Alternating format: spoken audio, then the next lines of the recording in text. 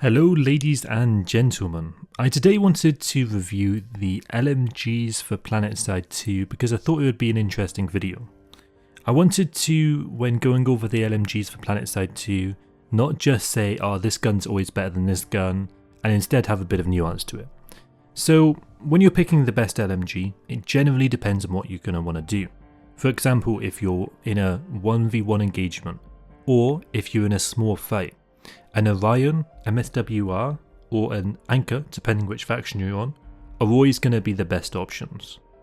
But then if you're in a larger fight, you're going to need a larger ammo capacity to deal with multiple opponents coming through a door, and also to retain higher uptime for when you need it. So for example, then you don't have to be reloading after every 2 or 3 or 4 kills. So for that, what you're going to be looking at is something like the Beetlejuice, something like the Ghost Saw, or the normal Saw, or the Butcher. And those are going to be 4 good options for each faction. I do also know that the XMG 100, I believe it is on the NSO, is apparently pretty good as a heavy assault weapon. There's some other ones that you could argue have some utility. For example, the Kurwa, I think it's called, is technically like a pretty good gun, but there's a big delay, which kind of makes it kind of not that good as an LMG. And it also has a pretty small clip size relative to the other LMGs. And so realistically, it's more of a carbine than it would be an LMG. It really is difficult to recommend any of the guns other than those, because the other ones, generally speaking, aren't as good. I was trying to come up with use cases for other guns, and there is some. For example, the NS15M2 is decent at medium range instead of the Orion. So you may want to use the Orion if you are inside in your Vanu, and then use the NS15M2 if you're in an outdoor fight at medium ranges. This is in contrast to the MSWR and the Anchor, where they still perform at medium range regardless. Now I think it's also important to keep in mind, when you're looking at these LMG guns, there is a competitor to them that you probably haven't considered, and that is, whilst playing heavy assault, you can technically play both scout rifles and you can also play with shotguns. And so I did want to kind of compare those. For the scout rifles, from what I understand, has generally been nerfed into the ground quite a while ago now, so that isn't really considered anything near useful.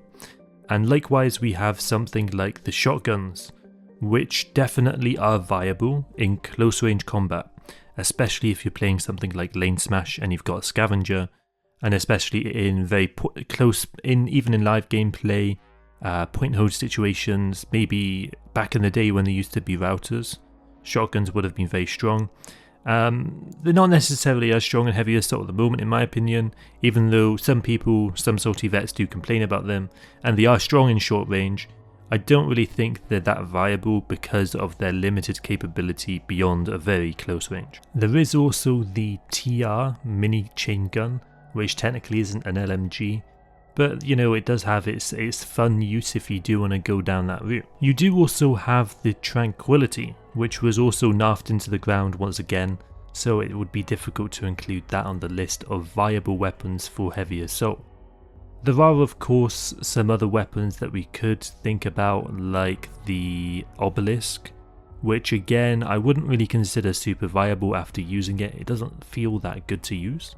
There is also something like the Watchman, which people do generally swear by and they really like, and I'll give some respect to that because I haven't tried it myself, but I will say the Watchman I have had some people give credence to. There is a little bit of additional nuance. For example, some of the LMGs can't use soft point ammunition and some of them can.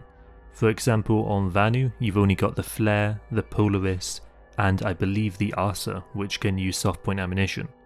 The problem is that even with those, it isn't really like those weapons are better than the Orion or the Beetlejuice for each of their use cases. Although I will say, something like the Poser, and to be fair the Flare as well, I do actually find fun to use. The SV88 is also a nice fun gun to use.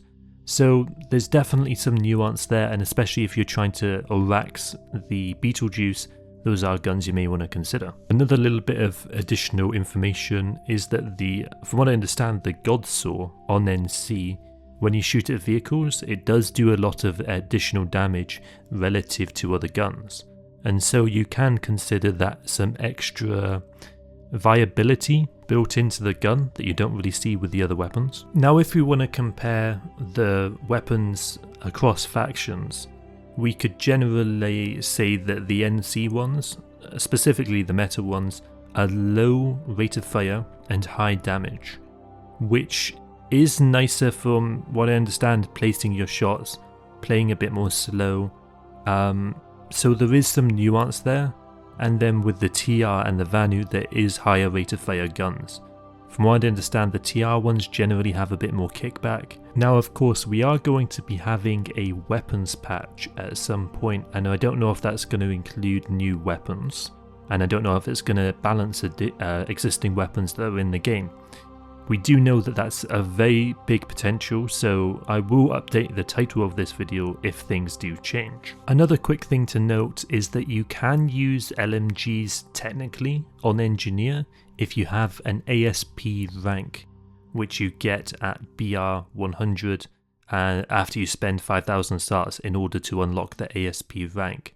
So that's something you can look forward to long term if you do enjoy playing Engineer. There are also some weapons that technically on each of the factions you can use at longer ranges. For example, the Arsa is fairly decent even at range, so you could add some nuance there for Vanu, and I think the other factions do have some additional nuance there. But to be honest, from what I understand, it isn't really considered very meta to use those weapons. But I do think they're fun to use, as I mentioned with that chain gun for TR, which again is a fun way to experience heavy assault if you haven't already. Personally, I haven't, and it's something that I will be trying. There is also the Naginata, which I haven't generally mentioned. From what I understand, the Naginata is considered decent. It's a nice fun gun to use if you do want something to use across factions. With the Naginata, from what I understand, when you stand still, the aim is capped, and it's even more pronounced when you're crouched.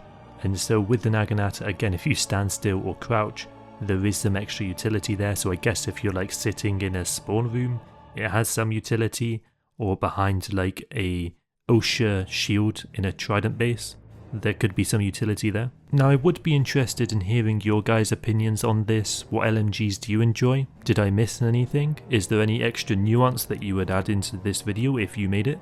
Love to hear about that in the comments. If you haven't already, please do subscribe, it helps the channel a bunch.